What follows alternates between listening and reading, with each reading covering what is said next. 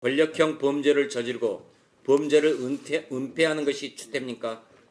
아니면 범죄를 은폐하려는 검사에게 당신이 검사냐고 항의하는 것이 추태입니까? 법무장관의 법의식이 고작 이것밖에 안 되는 것입니까? 추미애 장관이야말로 추태를 부리고 있는 것입니다. 우리는 추미애 장관이 2차 인사에서 또다시 검사들을 학살한다면 또 고발을 할 것입니다.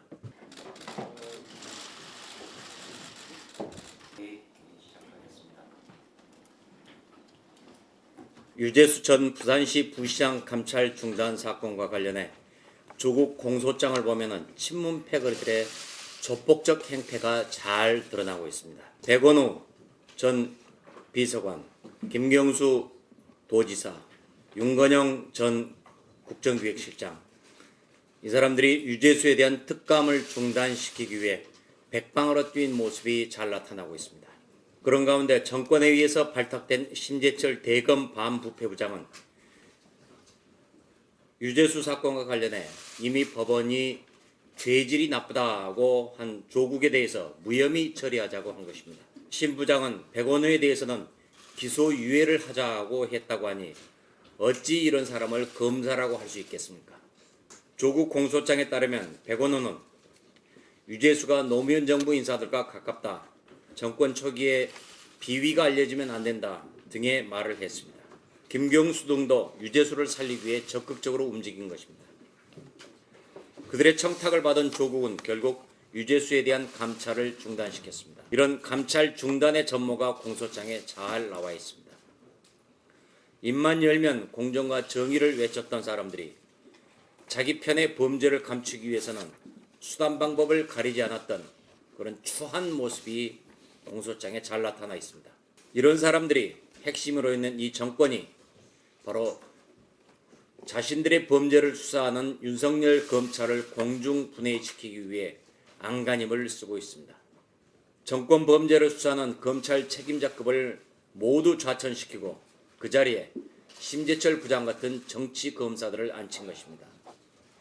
심재철 부장한테 수사 기록을 읽어봤느냐, 당신이 검사냐 라고 한 검사들이야말로 진정한 검사입니다.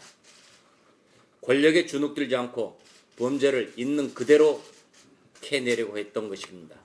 그런 당당했던 검사들한테 추미애는 추태를 부렸다고 합니다. 추태를 부렸다고 말했습니다. 권력형 범죄를 저지르고 범죄를 은폐하는 것이 추태입니까?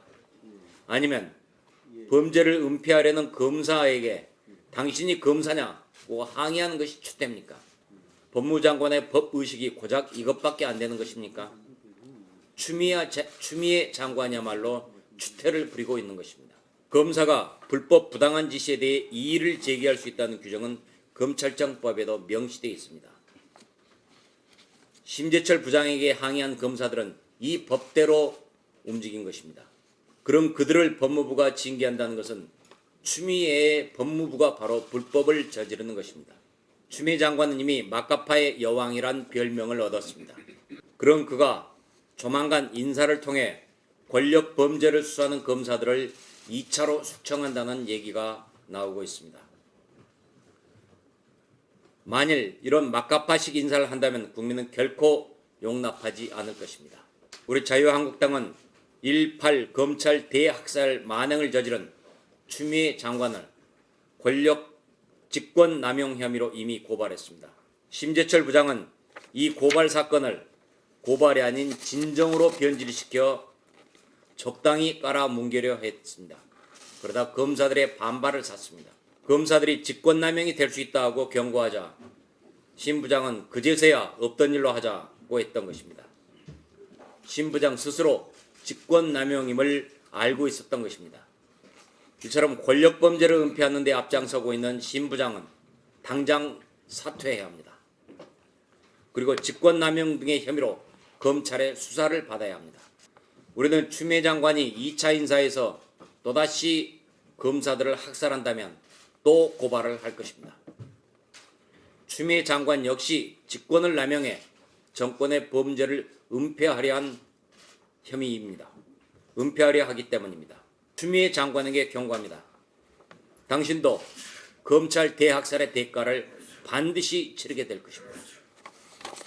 특권과 반칙, 경자는 새해에도 계속되고 있습니다. 어제 청와대 인사를 하면서 조국의 최측근